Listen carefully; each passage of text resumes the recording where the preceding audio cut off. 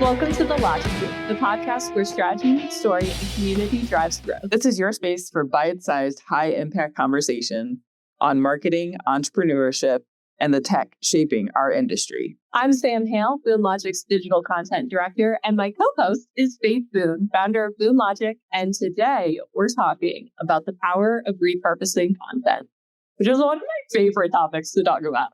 Yes, definitely one of our favorite topics. We do it all the time. So I am excited to dig in. I think it's a great topic because sometimes I think people get the wrong idea about repurposing because sometimes you'll bring it up with clients and they think it's almost like lazy. Yeah. Because it's like you're reusing the same thing, but it's not putting out the same thing multiple times. It's using one piece of content to create multiple different engaging pieces.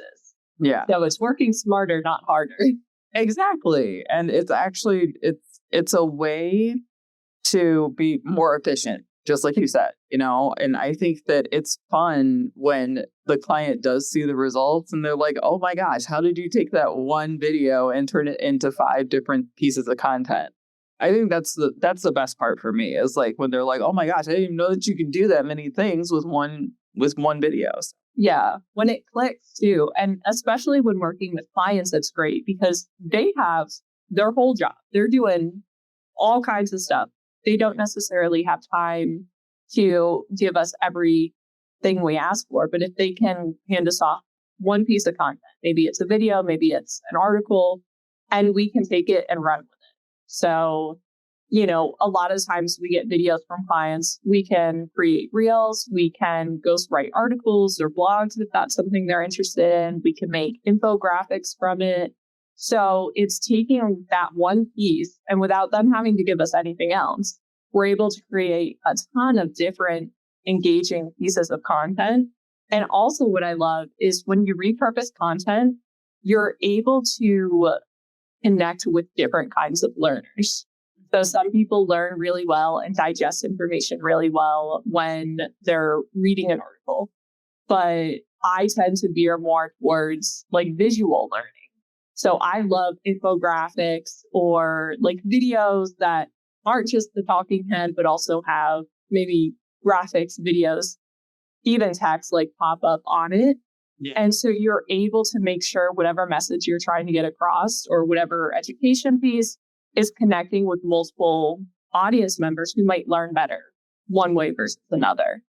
That made me think of pop-up video that used to be on VH1. I don't know if you remember that, Sam, but back in the day on VH1, which was a music channel that played music videos, there was a show called Pop-Up Video, and it would pop up these little blurbs about like the artists that were singing in the music video or what was happening on set. It was so great and really short. But something I was going to piggyback on that you were talking about is trying to get people to understand the purpose of doing the repurposing. It's kind of like when our clients have an event, they very naturally are like, okay, we need to do a follow-up with all the people that were there. If we have any videos or pictures, we should put together galleries and things like that. Like that is intuitive to them to repurpose content from their event because it feels like new content, but really they had the event and then it just, came together and now they have content that they can generate. Yeah. But we actually are trying to show our clients that, even if it's a video, even if it's a blog that you've written, even if it's just an audio recording that you sent me through text or something, we can turn that into multiple pieces of content that your audience, you can meet different audiences or multiple audiences in different ways with that content. Just like you said, they learn differently, right? So some people want to see infographics. Some people want to see short clips or longer clips. And short people just want links to things and they want resources. And it's really, I hope that analogy helps people understand it a little bit better. It's kind of like the follow-up. Just because there's that one end product doesn't mean that has to be the end all be all. You can take that and dissect it even more, pull some really great quotes from it, create graphics with that. Yeah. Or those audio pieces. I mean, we've created tons of videos from like our clients and each other And all of those could be turned into some sort of podcast or something. Somebody thing to, some sort of audio sharing that would be really cool. And this is like where we talked about in past episodes is getting the perspectives of other people. The reason I'm assuming a lot of our clients are working with us for marketing is because it's not necessarily in their wheelhouse to have that creative side of, oh, you can do this with like this one piece. So it's really cool when it all comes together and it clicks, because it can be difficult to look at, say, an article they wrote or something, and they're like, well, I just wrote it. Like, that's it. It's done. But from our experience and our skills and the mediums we work with, we're able to see like the potential that it has for what can be created. And so in the beginning, they may not be able to see like the vision we have. But then when it all comes together, like we've had clients literally be like, it's amazing. Like, I gave you this one thing, and like, again, behind the scenes, without asking 22,000 questions, they're like, they just created all this content that's connecting with the audience, getting the message across, but doing it in fresh ways. So it's repurposing the same content, but all in unique ways. So it doesn't feel like it's the same thing. It's just showing it in new ways and new forms to connect with different people. Yeah. I'm thinking of the ways that we actually, produce these alternative forms of the content, and trying to think of what tips we can give to people without giving away too much, of course. But what tips can we give to people that are trying to figure out how to repurpose content? So, for example, let's say you get a new website, right? That's not a one and done. You have a new website. There's a whole promotion technique and tactic afterwards. And that lends itself to you being able to repurpose the website that you've just created into more content. You can take screenshots of your website. You can get people to leave feedback for you. And you can take these things, use them on your social media to promote your new website, use them in your email marketing. I mean, so many things. Don't think that the thing that you've created, that's it. You will save yourself time and possibly help yourself gain more money by repurposing that content and using it to your advantage. And also another win is when you do that, you spend a lot of time and energy using this example, revamping that website. Show it off. Exactly. Don't just finish it, be like, oh, at least, check it off the list, it's done. Celebrate that you've done it, share it with your audience, because in theory, it's going to be more user-friendly, intuitive, like beneficial for your audience that's going to be using it. So let them know. And chances are, like you said, they'll engage with it. It'll bring more people to your site, hopefully, give you more content, and also just help you celebrate all the work that you put in. Because for any content that our clients create, time and energy put into it.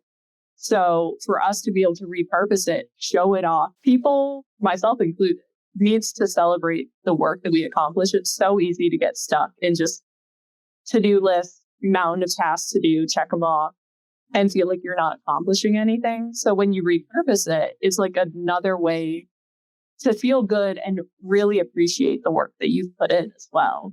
Yeah. So it's like, work smarter, not harder, and also celebrate yourself because you just bang for your buck. Exactly. Yeah. Can you explain? So sometimes when we have client emails, like if we're doing email marketing, sometimes you will take like the newsletter and you'll like use a tool to make it look like you're scrolling through it on a phone. How do you do that?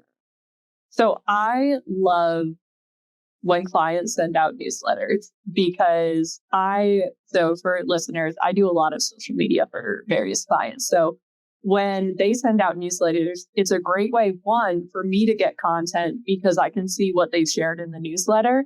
So I don't have to attend every meeting. I can kind of get caught up there, pull individual things from that, and then, promote them individually, but also just to showcase newsletters, encourage people to sign up, give them a taste of what it looks like, what it has to offer.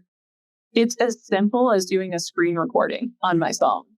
So I'll just open it up on my phone, start a screen recording without audio so you don't hear my dogs barking in the background. And you just, add that video. We use Canva a lot. So they have phone frames already. So you can just drop the video I made into the frame. And it just shows people a little bit of what the newsletter looks like. You can add animations for things like a lot of the newsletters are interactive. So they include buttons to click here to learn more and pull up all these amazing landing pages that Faith creates for various things. And all it stems from just a screen recording, which, if you have a smartphone, easy peasy. Everyone can do it. You don't need crazy software to do a lot of this stuff. It just takes looking at the resources you have and thinking, how can I then use that? Yeah. No, that's so true. It doesn't have to take you adding more infrastructure or going out and purchasing more equipment. You probably already have the tools at your disposal. Kind of like how people are just now realizing that Gemini is a free AI that they don't have to pay for, that just comes with their Google. Yeah. And then they're just like, oh, wait, why am I paying for all these other AIs then? Don't know. You could be doing it for a much more cost-effective way. Yeah. And it can be looking at this stuff, people might think, because of course in social media, you see all the affiliate advertising, people telling you, you need this, you should use this. And so it can feel like you don't have the resources to get started. But I think being resourceful and taking inventory of what you have and what you can use to start, because there's always room to grow. And as, you bring in more income, you can add on fancy equipment or software, things like that. But there's so many things that you can just do now to get started that are cost effective or even free. And once you get started and just, think a little creatively or talk to people who might have ideas and see what they do, there really is a lot you can do. Yeah. And just kind of get started. I think one of the simplest versions of repurposing your content is one people probably don't even realize is repurposing your content. But let's say you're on Instagram and you put up one of your Instagram posts, or let's say it's Boone Logic and we're your marketing company and we put up one of your posts. It's from your scheduled calendar, right? If you're at home and you see it and you're scrolling on your Instagram, and you can literally you can share that as a story. And that is the simplest way. Yes, that's still repurposing content. That content was made to be a static post. Now you can share it as a story. You can add embellishments to it. You can give it movement. AI does all sorts of crazy things now, so don't get too crazy. But that's another way to reach a different audience. I swear, if you have content on your Instagram that's static and you use it as a story, the static one, if it's not getting any engagement, you will at least see the engagement in the story. It shows you everyone who looks at it in 2 seconds. And most people don't mind hitting a heart on a story. They don't even think about it. Yeah, I don't understand the difference between hitting a heart on the story because you can see it. Because again, visual learning, I feel like that's huge in marketing. Being able to see that little heart animation is more than seeing just the static heart under the photo. They get more of a endorphin rush. Endorphin rush. Sure, they see the heart. Yeah, there's so, yeah. But that is a very simple way to repurpose your content without having to recreate the wheel. You can take that static post, share it as a story, add some music to it. Instagram just lets you search for what song you want. The other day I did that, and I hadn't heard Me and My Gang from Rascal Flatts in 10 years. And I thought it was so funny. Faith shares this, and it's a country song, which I was not expecting because she's like a rock and roll girl. I was like, I know, I love the choice, but I was like, wow. It was so perfect too. I had to listen to the lyrics and I was like, oh, this totally is clutch. It was so great. But that's a very simple way that you can, repurpose your content for free, reach a new audience, and gain more brand awareness. Oh, 100%. And another one I love, which again would be free to do is if you have, there may be a time limit and like length for the free version, but if you have a reel or like shorter videos, I think I've done up to a 15-minute video, just in what I've done. TurboScribe is just like an online subscription. You get 3 free subscriptions a day, which is like crazy for the work that we do. I'm like, for it to refresh every 24 hours, like that's perfect. Yeah. And it'll transcribe your content for you. So if you have a video, you toss it in there. And of course, you have to go through and make the formatting prettier and stuff like that. And make sure it's correct. When you use AI, always check. But that's a super easy way to, one, with a video, be able to also provide a transcription, which makes it more accessible for, people in your audience who may be hearing impaired or who maybe just are out in the world and don't want to have their volume on, don't have headphones. So it's making your content more accessible, which we love.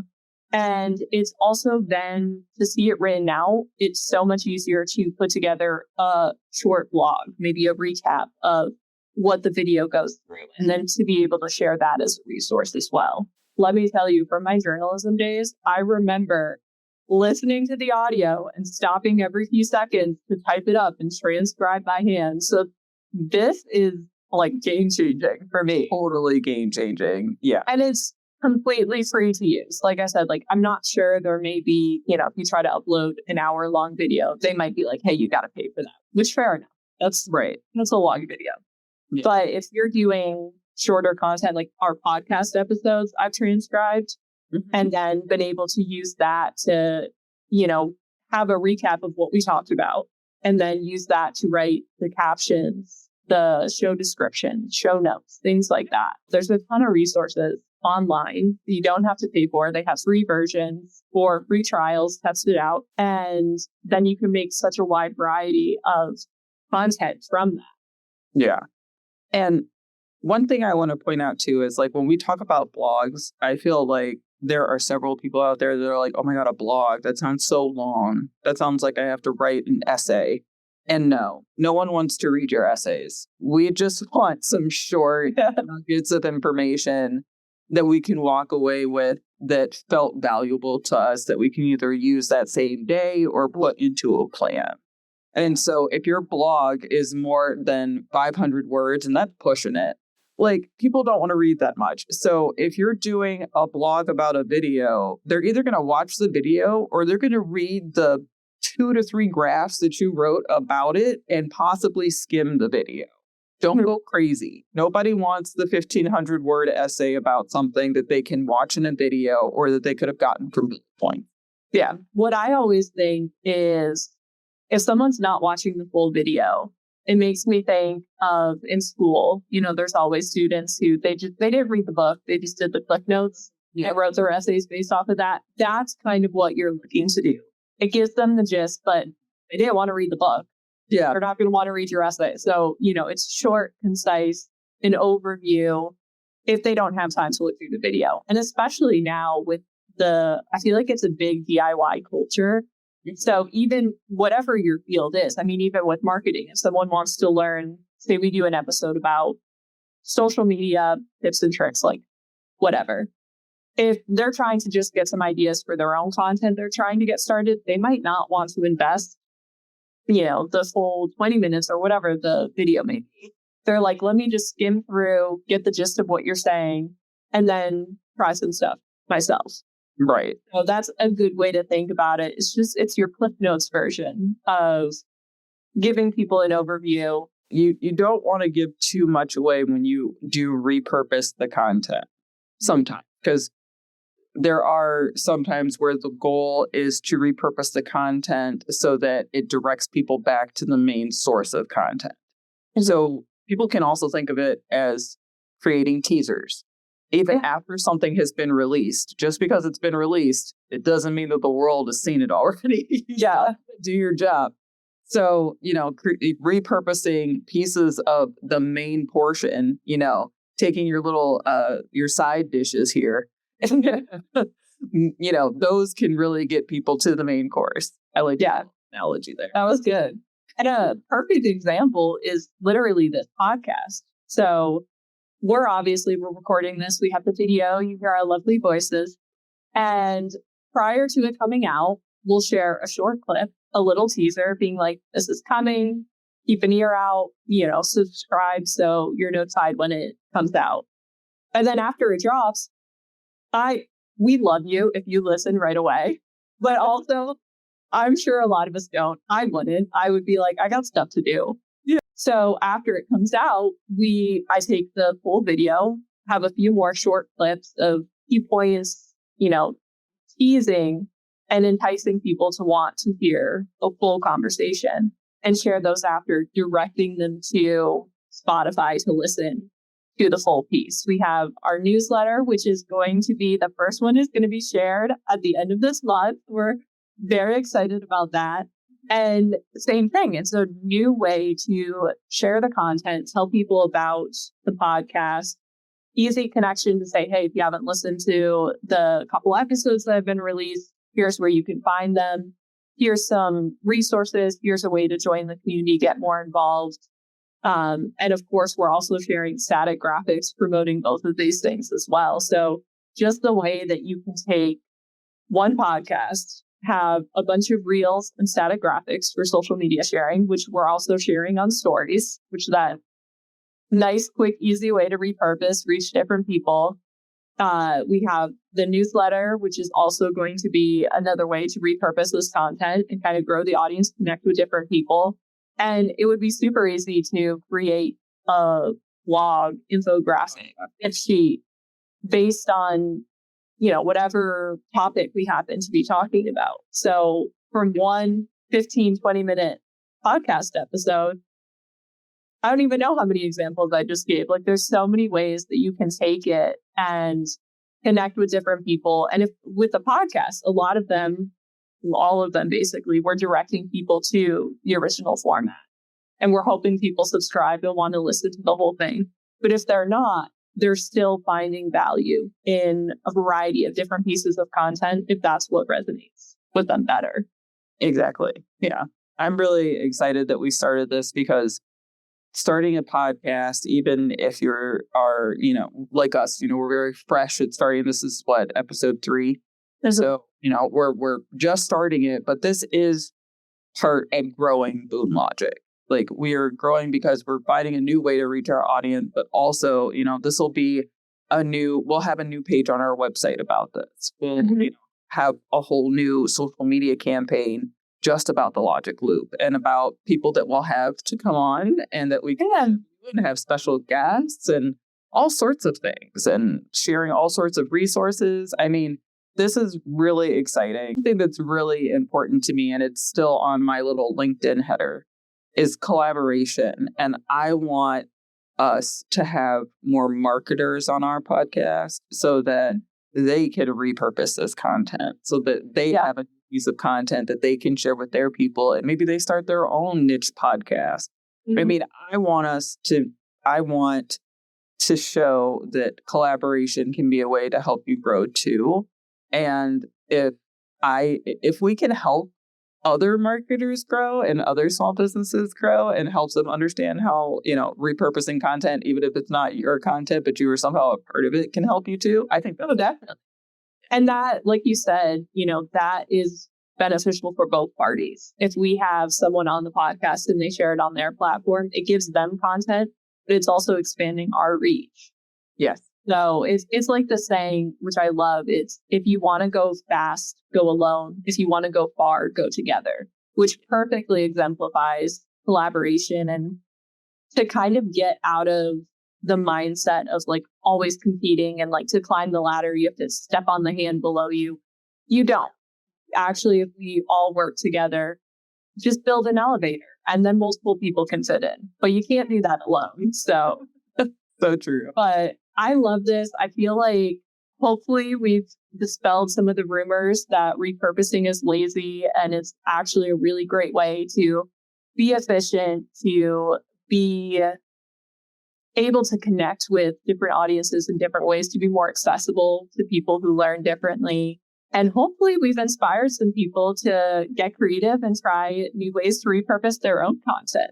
Yeah, I'm really excited to see if people start taking our tips to heart and see if they do something. Would love to hear some feedback from people if you do try any of the tips or tricks that we share.